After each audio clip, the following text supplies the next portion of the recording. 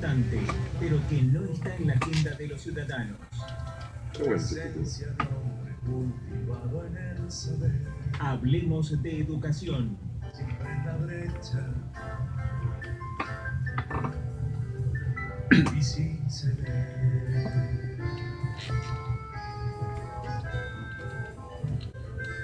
10 de la mañana, 19 minutos, y estamos, como lo hacemos casi siempre en este horario, con el encuentro del espacio de AMSAFE. Hablemos de educación, que no está en la agenda de los ciudadanos, dice el texto.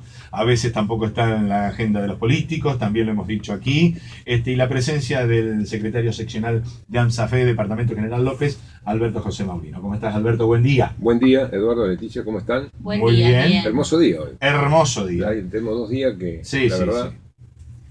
Da para estar afuera, para hacer actividad al aire libre, exactamente, disfrutar. Temperatura ideal.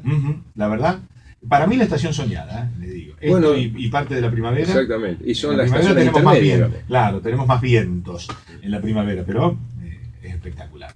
Pero no venimos a hablar del clima ni del tiempo, estimado amigo. Como introducción, bien, para ponernos en clima, ¿no? Exacto.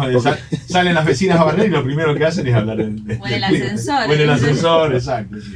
Bueno, Edu, Leticia, hoy vamos a hablar del tercer capítulo, digamos, de responsabilidad de los docentes, ¿no? Así lo habíamos dicho. hablado de la responsabilidad civil, qué es lo que hay que atender en ese tema de la responsabilidad y por qué se responde. Después hablamos de la responsabilidad penal del docente y cómo, si eso fuera poco, ¿no? Los administrativa. docentes tienen responsabilidad administrativa. Y cuando hablamos de responsabilidad administrativa es la que aplica el Estado, sí, a través de su organismo, en función del cumplimiento estricto de las normas a las cuales el docente se debe ceñir. Y cuando digo esto, digo que si no cumple o tiene alguna situación que le hace desatender esas normas que tiene que llevar adelante, sí o sí, no por capricho, sí o sí, porque eso es un empleado público, seguramente el Estado va a iniciar acciones que van a terminar en algún tipo de sanción. Y hay una ley, que es la ley 10.290, que es la ley de disciplina docente. O sea, que no creamos que los docentes no están sometidos a ningún tipo de normas. O por el contrario, que creamos que los docentes pueden hacer lo que les parece en cada una de las escuelas. O que creamos que los papás, por ejemplo, pueden acercarse a una escuela y pretender hacer de sus intenciones lo que la escuela no puede hacer. Entonces, digo, para poner en el punto justo de qué significa esto de la responsabilidad, digamos, del punto de vista administrativo, tenemos que decir que el primer punto de la ley establece que el docente debe cumplir, voy a decir un término que es más vulgar, pero a rajatabla, lo que es la reglamentación. Ahora, digo esto y a renglón seguido, la primera autocrítica al sistema, a la formación de los docentes, a quienes tienen la obligación de muy temprana edad tener los chicos en sus manos y formar un ciudadano íntegro, digamos, informado, con poder de discernimiento. Y cuando revisamos, y estoy hablando, diría, de 30 años atrás de esta parte, y sigue igual, o quizá en algunos aspectos peor, la formación de los docentes adolece prácticamente o es nula en cuanto a información normativa por el cual tienen que realizar su gestión. Se habla mucho de la pedagogía, de la psicología, de la forma de contener, de cuáles son los procesos que parece que para algún sector político le es cómodo para no invertir lo que se tiene que invertir. Pero no se hace hincapié en el cumplimiento de las normas que de la Constitución, la ley nacional, y tantas, la ley de los derechos del niño, y tantas otras para los jóvenes y niñas y adolescentes, de tantas cosas que cuando uno profundiza se da cuenta que el primer responsable que debería llevar adelante el cumplimiento de esas normas, que por el cual de donde nace es el Estado, estamos lejísimos.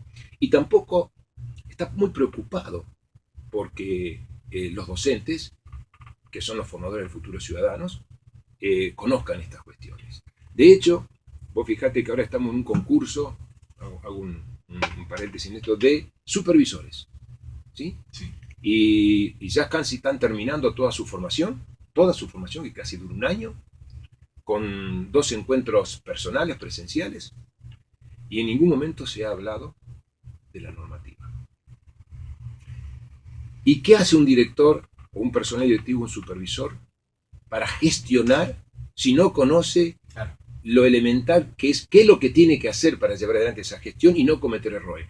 Digo esto porque a renglón seguido el propio Estado, que no da las herramientas para que en el proceso de formación del docente se forme de una manera determinada para que pueda responder a las necesidades del sistema, y o a un director y o a un supervisor no le dan estas herramientas, después le exige que de acuerdo a eso hagan su gestión. Entonces es imposible. Correcto. Digo esto porque a mí me mueve esta cuestión de que cómo yo le puedo, más allá que una vez que te dan el título, uno sabe que tiene responsabilidades, las sepas o no las sepas, te hayan dado en el programa o no te lo hayan dado los contenidos. Pero ¿cómo hago yo para exigirle al otro lo que no fui capaz de enseñarle? Lo que no fui capaz de poner dentro de un programa para después decirle, no, yo eso lo tuve en cuenta. Por eso digo, hay otras cuestiones que tienen que ver con la sanción a un docente. Pero la primera que dice la ley es esta, ¿no? El incumplimiento de las normativas vigentes. A renglón seguido hay otros, como puede ser el abandono de trabajo o la falta de idoneidad. Pero si no tenemos claro que para gestionar debemos conocer las normativas, de las cuales como empleado público no me puedo apartar, no puedo gestionar de acuerdo a mi criterio. No, seguro que no. De hecho, vemos normalmente que dice, en esta escuela se hace una cosa, en la otra escuela se hace otro, esta es mi escuela. No, en realidad, la escuela es del Estado, de todo, y uno debe cumplir las normativas. Ahora, bueno, ¿qué pasa cuando algún docente incumple las normativas para la cual fue, de alguna manera, hizo ese recorrido de la preparación, le entregaron un título y va a dar clase? Bueno, tiene sanciones. Y sanciones desde el punto Pero de vista... eso se hace a través de un sumario. Exactamente, eso vamos. Hay sanciones. ¿Cuáles son las sanciones? La primera es un apercibimiento. La primera que se puede dar es un apercibimiento. Cuando hablamos de apercibimiento, no hace falta un sumario. Muy buena la pregunta tuya. En el apercibimiento no hace falta un sumario. Para el apercibimiento no, No. un tirón de oreja, digamos. Es un tirón de oreja que queda en la escuela, lo hace el superior inmediato, digamos, si es un maestro lo hace el director, y si el director se mandó a una cuestión que... Un supervisor. Un supervisor. Perfecto. Eso lo hace, primera sanción, que es un apercibimiento, lo hace el personal, digamos, jerárquico al cual responde. Bien. Y no necesita sumario. Ahora bien, después tenemos una suspensión que puede ir hasta 90 días. Ajá. Después tenemos una cesantía que es por 5 años, sale del sistema. Y como máximo una exoneración que nunca más Puede volver a dar puedo clases. dar clase. Ahora bien, la suspensión, que es hasta 90 días, hay que decirlo claramente que es por iniciación de sumario. Lo mismo Bien, que la cesantía y lo mismo que la exoneración. seguro. Ahí requiere sumario previo. ¿Qué es el sumario previo? Hay que decir con claridad que el sumario previo no dice más que es una investigación para ver si el hecho en el cual estuvo incluido, con el cual se supone que hay alguna cuestión antinorma, antirregla, se investiga y en base a eso se inicia nuevo sumario. Lo que hay que decir con claridad es que cuando empieza la investigación es porque ya se supone que hay causas que pueden terminar en el sumario. Es muy difícil Que se inicie un sumario sin causa justificable. Bien. También hay que decir muchas veces que el Estado inicia sumarios que después los pierde. ¿Ah, sí? Sí. Ha habido muchos casos que inician sumario por cuestiones que no son tales o por alguna cuestión animosa contra alguien determinado. Por ahí no tiene que ver con el accionar, sino con una causal animosa. Exactamente. Y lo pierden, ¿no? Sí, sí. Por lo tanto, hay que tener muy claro estas cuestiones. Y cuando hablamos de estas tres últimas, digamos, lo que es la suspensión, lo que es el cese. digamos, sí, la cesantía y la exoneración, más allá del sumario, en la primera, en la suspensión, generalmente interviene la Secretaría del área, entonces la Secretaría de Educación. Pero en las otras dos sí o sí interviene en el Poder Ejecutivo. Siempre está El ministerio. sí, pero ya con la firma del gobernador. Ajá. ¿No? Esto es un trámite más simple. Hay que decir algo interesante, que nunca se cumple y es importantísimo porque termina siendo un castigo que no es castigo, pero que a su vez en el tiempo se pierde a contundencia de que se haga justicia o no. La reglamentación de la ley de disciplina dice que el sumario no puede durar más de 180 días. Ajá. Más de 180 días. Tengo casi 24 años en ejercicio, nunca vi un sumario que dure 180 días. Duran más. Duran 2 años, 3 años. Algún expediente duró 14 años. El otro día me llega una resolución después de 14 años. Va en consonancia con lo que es la justicia en general, ¿no? Bueno, digo, eso no termina siendo justo, Por supuesto, en ¿no? absoluto. Por supuesto. Y cuando se ataca este tema de la ley, o se quiere hacer valer esto, los 180 días, la administración siempre pone alguna excusa, bueno, pero para mayor investigación, para profundizar, resulta que nunca lo terminamos de resolver correctamente. Bueno, dijimos entonces que la duración del sumario como máximo 180 días, y después, para ir cerrando, ¿los docentes pueden hacer algo al respecto? Sí, pueden hacer algo. Algún tipo de apelación, digamos. Exactamente. Ahora bien, yo estoy tratando, he hablado con varios legisladores, esta es una provincia que está tratando de, o lleva adelante el tema de la mediación en varios aspectos, ¿no? Civil, Sí. comercial, familia, Sí. penal. Así La es. va tratando de incorporar de una manera tal que sería a lo cotidiano de la vida de los ciudadanos, que me parece interesante Porque agiliza. no solo agiliza, sino es un mecanismo que contribuye a la paz, Bien. que hace que la comunicación vuelva a estar aún en un Se lugar establezca la se comunicación. restablezca la comunicación. Exacto. En la parte administrativa no la tenemos. Qué lástima. Y debería ser. Ujú. De hecho, bueno, estoy trabajando en un proyecto que ya lo mismo que la mediación comunitaria, ¿no? Ahora el municipio parece ser que ha tomado algo sobre la mediación comunitaria, es muy interesante. Pero digo, en la administrativa hay muchas provincias que lo tienen, y es interesante porque antes que el castigo hay que hacerle ver que la persona se equivocó. Pero básicamente por esto que estoy sosteniendo, porque entiendo y creo que si en la formación no hay una formación, contenido suficiente para que la persona que cuando egresa Sí. y va a trabajar no conozca esa realidad, estamos castigando, es como si fuera una trampa, ¿no? Sí. Es como decir, bueno, está bien, te recibiste, vos lo deberías saber, pero bueno, pero no me lo contás, no importa, usted lo debería saber, por lo tanto, y la idea es, en un sistema de tanta conflictividad, evitar estas Correcto. cuestiones y que este tema de la mediación sea más bien una cuestión pedagógica y no de sancionar por sancionar. Obviamente.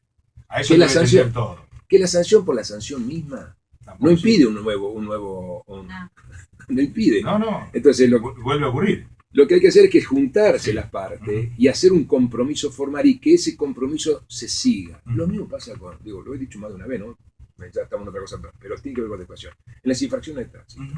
Uno va a resolver la infracción de tránsito, el otro día hace otra.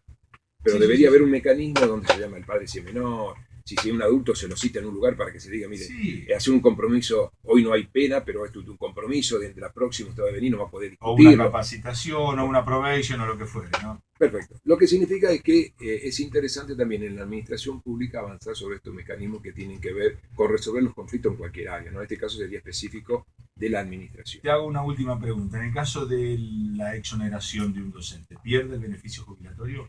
Todo queda fuera y no puede volver. Claro. Hasta ese momento lo que tenía, pero a partir de ahí todo queda, le inhabilitan de por vida, digamos, ¿no? Lo que es el sistema docente. O sea, digo, esto es bueno decirlo porque se cree que uno puede realizar una función de cualquier Con manera. impunidad. Y no es así. También es muy cierto que muchos desconocen cómo se puede actuar contra algunas cuestiones que tienen que ver con el incumplimiento normativo. Pero básicamente, hay que decirlo con total seguridad, lo digo con total seguridad y convencimiento, la mayoría de las cuestiones que tienen que ver con las normativas, el primero que las quiebra y incentiva que se quiebre es el Estado, ¿no? Y después buscan a los responsables cuando no pueden decir por qué no. Bueno, desde ese punto de vista dijimos, el tema de la defensa es simple, es revocatoria de apelación de subsidio y recursos jerárquicos. Pero eso ya, cuando llega a esa instancia, hay que seguramente ver a algún colega abogado, porque está en serio problema, ¿no? Estamos Bueno, Alberto, muy, muy nutritiva la charla. bien. Muchas gracias. Vamos a seguir trabajando sobre este tema de informar a los ciudadanos Exacto. sobre las cuestiones que tienen que ver con la educación. Que tengas un buen fin de semana. Igualmente para ustedes. Gracias. Gracias.